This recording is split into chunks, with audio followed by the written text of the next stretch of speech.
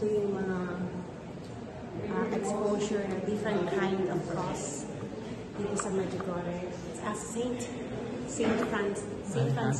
Saint Anthony Church. Nandito na ako dahil dami ng churches na pinuntahan namin. And this church is really amazing. 100 years na maitayo itong church nito.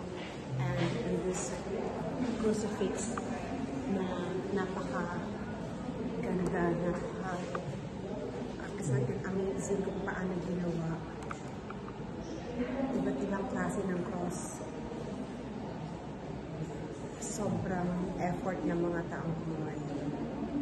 Don't waste the opportunity to visit the Medjugorje. Sana makasama yan sa inyo sa mga plano ninyo.